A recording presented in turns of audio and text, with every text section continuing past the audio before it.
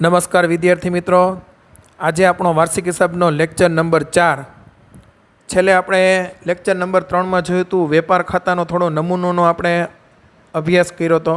તો એની અંદર આપણે શું જોયું હતું નમૂનામાં? છેલ્લે આપણે તો વેપાર ખાતાના નમૂનામાં છેલ્લે આપણે જોયું હતું કે શરૂ સ્ટોક આવે, ઉધાર બાજુ આખો સ્ટોક આવે, જમા બાજુ ખરીદી આવે, ઉધાર બાજુ વેચાણ આવે, જમા બાજુ ખરીદીમાંથી ખરીદ પરત બાદ અને વેચાણમાંથી વેચાણ પરત બાદ અન્ય રીતે માલની જાવક હોય તો ખરીદીમાંથી બાદ થાય.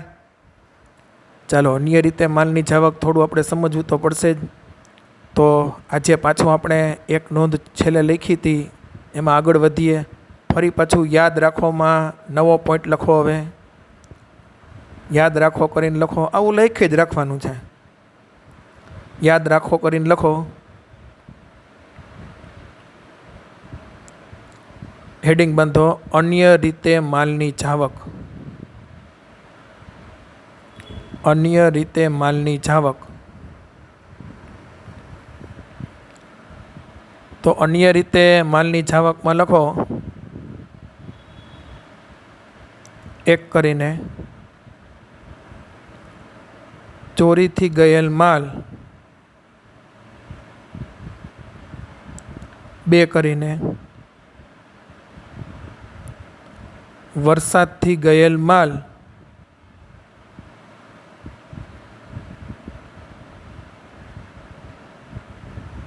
ત્રણ કરીને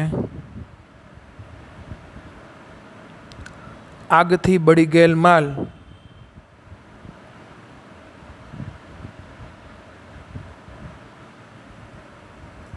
ચાલો આ ત્રણેય નુકસાન છે. ચોરીથી નુકસાન થયું કહેવાય, વરસાદથી નુકસાન થયું કહેવાય, આગથી નુકસાન થયું કહેવાય. એટલે આની આમનોન શું થાય? તો કે ચોરીથી થયેલ નુકસાન ખાતે ઉધાર, તે ખરીદ ખાતે જમા. વરસાદથી થયેલ નુકસાન ખાતે ઉધાર, તે ખરીદ ખાતે જમા. આગથી થયેલ નુકસાન ખાતે ઉધાર, તે ખરીદ ખાતે જમા. ક્લિયર થાય છે બધાને? આ ત્રણેય નુકસાન છે. હવે બે પ્રકારના ખર્ચ લખો. ધર્માદામાં આપેલ માલ,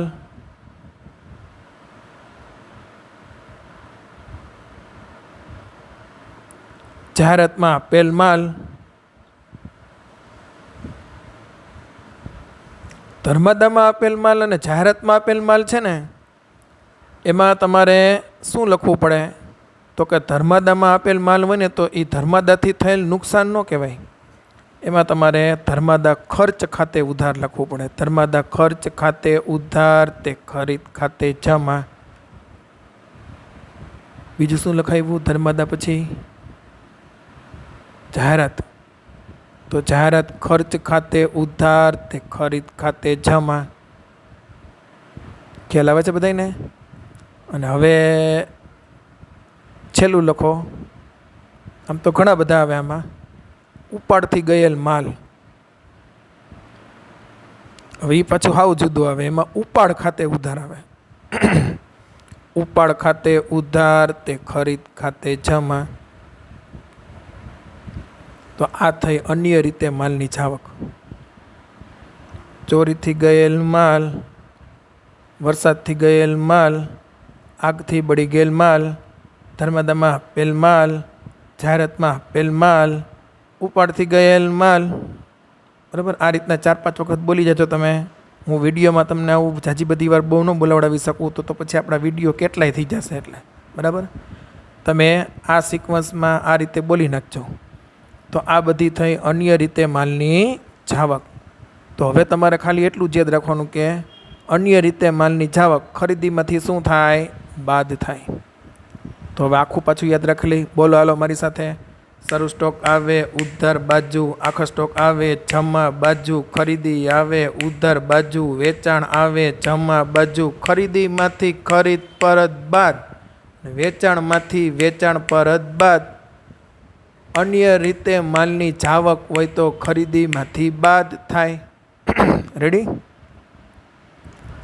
હવે આટલું યાદ રહી ગયું બધાને. હવે શું યાદ રાખવાનું? કોઈ દી વેપાર ખાતું ગોખાય નહીં. બરાબર? આટલું જ યાદ રાખવાનું છે, ગોખણપટ્ટી નહીં કરવાની. હવે તમારે ખાલી 3 જ પોઈન્ટ યાદ રાખવાના છે કે વેપાર ખાતામાં ઉધાર બાજુ કયા પ્રકારના ખર્ચા આવે. જમા સાઈડ તો પૂરી જ થઈ ગઈ છે, જોઈ લ્યો તમે. તો વેપાર ખાતામાં ઉધાર બાજુ કઈ કઈ પ્રકારના ખર્ચા આવે એ જ આપણે હવે જોવાનું છે. તો વિદ્યાર્થી મિત્રો, વેપાર ખાતામાં ઉધાર બાજુ 3 પ્રકારના ખર્ચા આવે. હું બોલું છું, જોવો તમે. ખરીદીના ખર્ચા, પછી ઉત્પાદનના ખર્ચા, પછી કારખાનાના ખર્ચા. બોલો જે, હાલો મારી સાથે. ખરીદીના ખર્ચા, પછી ઉત્પાદનના ખર્ચા, પછી કારખાનાના ખર્ચા. હજી એક વખત. ખરીદીના ખર્ચા, પછી ઉત્પાદનના ખર્ચા, પછી કારખાનાના ખર્ચા. ક્લિયર બધાયને? ચાલો હવે જોઈએ આપણે. આખું બોલીએ આપણે. શરૂ સ્ટોક આવે, ઉધાર બાજુ આખા સ્ટોક આવે, જમા બાજુ ખરીદી આવે, ઉધાર બાજુ વેચાણ આવે, જમા બાજુ ખરીદીમાંથી ખરીદ પરત બાદ અને વેચાણમાંથી વેચાણ પરત બાદ. અન્ય રીતે માલની જાવક હોય તો ખરીદીમાંથી બાદ થાય. 3 પ્રકારના ખર્ચા ઉધાર બાજુ આવે. ખરીદીના ખર્ચા, પછી ઉત્પાદનના ખર્ચા, પછી કારખાનાના ખર્ચા. હજી એક વાર. ખરીદીના ખર્ચા, પછી ઉત્પાદનના ખર્ચા, પછી કારખાનાના ખર્ચા. ક્લિયર બધાયને? ચાલો જુઓ તમે, એમાં લખ્યું જ છે, તમને જે ફોર્મેટ લખાયું છે એમાં પહેલાં માલની ખરીદીને લગતા ખર્ચા, પછી ઉત્પાદનને લગતા ખર્ચા અને છેલ્લે છે કારખાનાને લગતા ખર્ચા. પહેલાં આપણે માલને લગતી ખરીદીના ખર્ચા જોઈએ છે. તો સૌથી પહેલાં એમાં આવે છે મજૂરી. મજૂરી છે એ ખરીદીનો ખર્ચ છે. ખાસ યાદ રાખજો વિદ્યાર્થી મિત્રો, મજૂરી ને પગાર. મજૂરી છે ને એ ખરીદીનો ખર્ચ છે, એટલે વેપાર ખાતામાં ઉધાર બાજુ આવે. મજૂરી કોને આપવામાં આવે? તો મજૂરી મજૂરને આપવામાં આવે. કર્મચારી હોય ને શું આપવામાં આવે? તો કે એને પગાર આપવામાં આવે. તો એ પાછો વહીવટી ખર્ચ થયો, એ આપણે આગળ જોશું. એ નફા નુકસાન ખાતામાં ઉધાર બાજુ આવે. અને મજૂરીને પગાર ન હોય ને એન્ટ્રી, એવા દાખલા હોય જ નહીં દુનિયામાં. વાર્ષિક હિસાબમાં મજૂરીને પગાર તો હોય જ, બરાબર. તો આ તમે ખાસ યાદ રાખી લેજો. મજૂરી છે એ ખરીદીનો ખર્ચ છે. જ્યારે માલની ખરીદી થાય ત્યારે મજૂરને આપણે બોલાવીએ અને માલ આપણે ખરીદી છીએ તો એમાં મજૂરીને આપણે ચૂકવવી પડે છે, તો એ મજૂરી છે. મજૂરી પછી આવે છે આવક માલ ગાડા ભાડું. તો ગાડા ભાડા પાછા 2 પ્રકારના હોય. જો ભેગું ભેગું નાનું ખાતું આપણે જોવાનું જ છે. ગાડા ભાડા 2 પ્રકારના ક્યાં હોય? તો કે આવક માલ ગાંડી ભાડું, જાવક માલ ગાંડી ભાડું, ગાડા ભાડું. આવક માલ ગાડા ભાડું, જાવક માલ ગાડા ભાડું. આવક માલમાં આવે છે માલ એટલે ખરીદીનો ખર્ચ. જાવક માલ એટલે તો કે માલ જાય છે એટલે વેચાણનો ખર્ચ કહેવાય એને. સમજાય છે બધાને? તો આવક માલ ગાંડા ભાડું, જાવક માલ ગાંડા ભાડું. તો આવક માલ ગાંડી ભાડું છે, માલ આવે છે એટલે ખરીદીનો ખર્ચ છે. તો ખરીદીનો ખર્ચ કેમાં આવે? વેપાર ખાતામાં ઉધાર બાજુ આવે. જાવક માલ ગાંડી ભાડું, તો માલ જાય છે. તો આપણે તો ગાંડા નથી, આપણને ખબર જ છે કે માલ જાય છે એટલે વેચાણનો ખર્ચ છે. તો વિદ્યાર્થી મિત્રો, હું ક્યાં એવું બોલ્યો કે વેચાણ વિતરણ ખર્ચ અહીંયા આવે એવું? હું બોલ્યો ખરીદીના ખર્ચા, પછી ઉત્પાદનના ખર્ચા, પછી કારખાનાના ખર્ચા. આ 3 જ આવે વેપાર ખાતામાં. બાકીના બધાય ખર્ચા ક્યાં આવે? નનુંમાં ઉધાર આવે. આમાં ન આવે. એટલે એ તો હું બોલ્યો જ નથી કે ખરીદીનો ખર્ચ આમાં આવે, બરાબર. એટલે એ વેચાણ વિતરણ ખર્ચ છે એટલે એ નનુંમાં ઉધાર સાઈડ થશે. તો આવક માલ ગાડા ભાડું, માલ આવે અને જે ગાડા ભાડું ચૂકવવું પડે. ગાડા ભાડું એટલે પહેલાંના જમાનામાં ગાડા માલ આવતા, એટલે છે ને એમાં ગાડા ભાડું એવું બોલાય છે. હકીકતે ગાડા ભાડું એટલે રિક્ષા ભાડું જ છે. રિક્ષામાં માલ આવતો હોય તો આપણે કેમ રિક્ષા ભાડું ચૂકવવું પડે? એ જૂના જમાનામાં ગાડા ભાડું કહેતા એને. તો આવક માલ ગાડા ભાડું. આવક માલ ગાડા ભાડા પછી છે રેલવે નૂર. તો રેલવે નૂર એટલે શું? તો વિદ્યાર્થી મિત્રો તમને કહી દઉં કે રેલવે નૂર છે, રેલવેમાં માલ આવતો તો એના માટે જે રેલવે ચાર્જ લે એને રેલવે નૂર કહેવાય. તો તમારે ઇકોનોમિક્સમાં ભણવાનું આવશે, રેલવે ટૂંકનો જ આવશે તમારે, ભારતીય રેલવે. એમાં તમારે ભણવાનું આવશે જ કે રેલવેની અંદર 1/3 પેસેન્જરમાંથી ઇન્કમ થાય છે અને 2/3 એ માલગાડીમાંથી ઇન્કમ થાય છે. એટલે માલની હેરફેરમાંથી ઇન્કમ થાય છે. રેલવે જે આપણું તંત્ર છે એને, એટલે એ માલની હેરફેર કરે એટલે માલગાડીઓ નીકળે, લાંબી લાંબી 100 ડબ્બાવાળી માલગાડીઓ હોય. હવે એ માલગાડીઓમાં માલ આવતો હોય ને, એટલે એ મફતમાં તો કંઈ રેલવેવાળા માલની સેવા ન કરે. એવી રીતના માની લો કે આપણે રાજકોટનો વેપારી છે ને બેંગ્લોરથી માલ મગાવ્યો હોય, તો બેંગ્લોરવાળો વેપારી શું કરે, તો કે માલ છે એ રેલવેમાં માલગાડીમાં ચડાવી દઈએ. અહીંયા રાજકોટનો વેપારી અહીંયા જંકશને પહોંચી જાય આપણે, એટલે અહીંયાથી માલ ઉતારી લઈએ.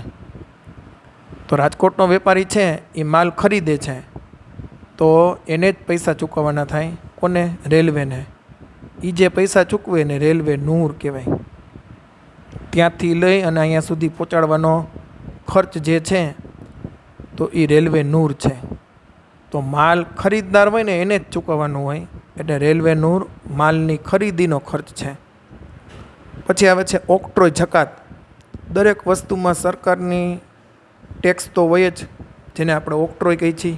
જેમ કે તમે એક્ટિવા લેવા ગયા તો એક્ટિવામાં ઓક્ટ્રોય હોય. તમે જુઓ એક્ટિવા છે એની કિંમત અત્યારે કંઈક 70,000 છે, પણ શોરૂમમાંથી બાયણે કાઢો તમે એટલે 80,000માં પડે.